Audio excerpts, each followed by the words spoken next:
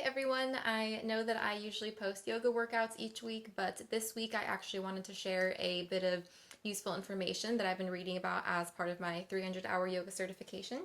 So I have been reading this book called Your Body, Your Yoga. I attached a link in the description box below if you guys are interested. But it basically just emphasizes how truly unique our individual anatomy really is, from our proportions to our muscle to tendon length ratio to even the exact placement of our organs.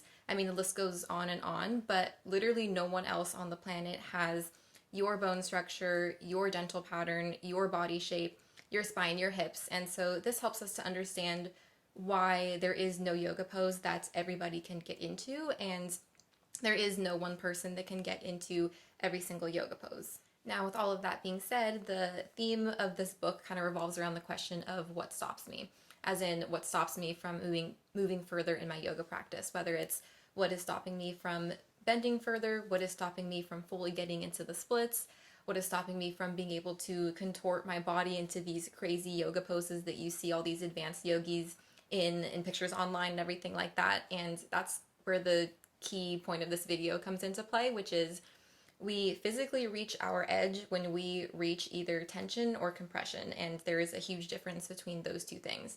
Now, a side note here, if you've ever studied kinesiology or if you have any kind of educational background of that sort, this is probably like a no-brainer to you. You're like, yeah, doesn't everyone know that? But I did not, and it was news to me, and I thought it was super fascinating and helpful, so hopefully it will be to you guys as well. So anyway, tension happens when our body's tissues cannot elongate or stretch any further, and any movements in that direction will be restricted.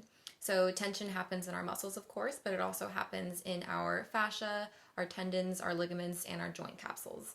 So a really common example of tension would be in your hamstrings. So let's say you're trying to come into a forward fold and your hamstrings are short and tight. So you're going to feel that tension, of course, in the backs of your legs as you try to attempt to come into the fold. So this is where a lot of beginner yogis are in their yoga practice. They are working through tension. And of course, over time, as you move and stretch and become more flexible, that tension throughout your body will diminish. So eventually, after stretching out your tissues as much as you can, the restrictions in your body will no longer be due to tension, but instead they will be due to compression.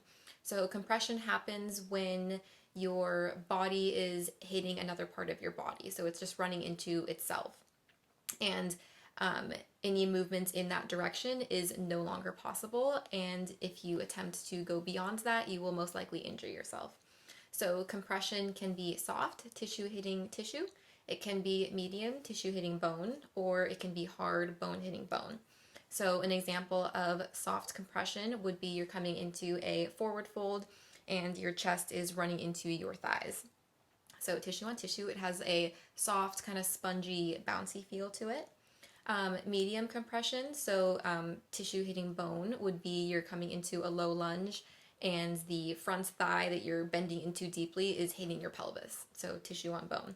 And it usually has a slightly pinching and uncomfortable sensation to it. It happens anytime your thighs are being drawn into your chest, is medium compression. And hard compression, so bone hitting bone, would be, let's say you're trying to come into wheel pose, so a full back bend, and your vertebrae are running into each other. That has a very solid, final, hard feel to it.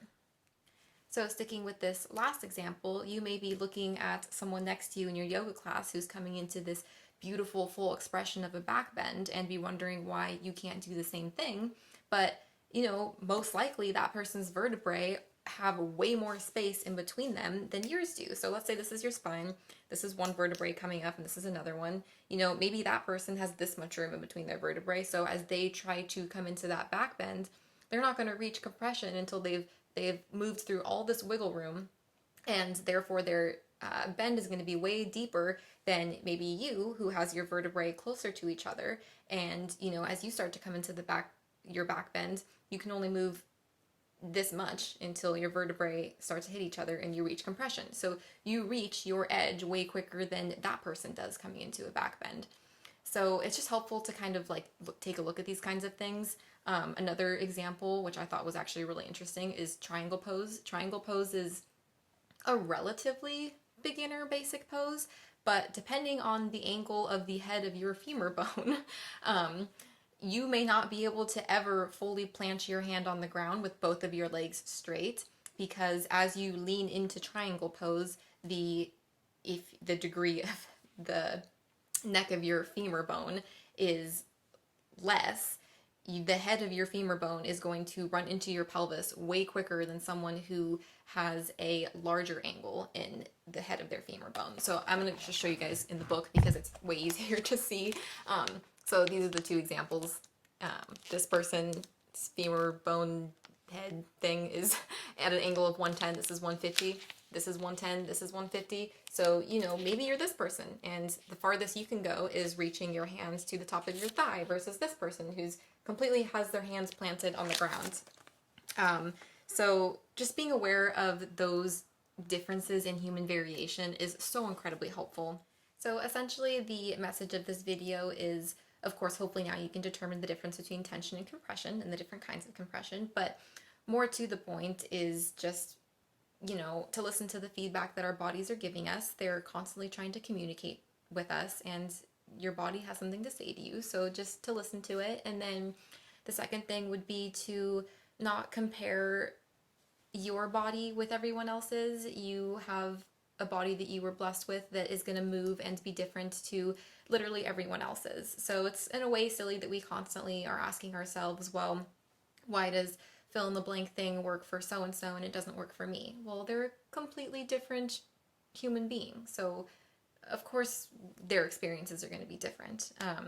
So anyway, I feel like I went on long enough, but I hope you guys found this helpful and useful. And even if you don't really have an interest in yoga, you can still kind of apply these concepts to other areas of your life. Just like everyone's femur neck shaft angle is different, everyone's job and income level and background and life experiences are different. So I guess I would just say have compassion and gratitude for yourself and what you were given with, because everything that makes you uniquely you, no one else will ever have. So yeah, I would say don't compare, just observe and give your body and yourself some love and attention. And that's pretty much all I have to say. I hope you guys have a wonderful rest of your day, and if you enjoyed this video, please like it and subscribe to my channel, and hopefully I will see you guys all next Thursday for a yoga workout.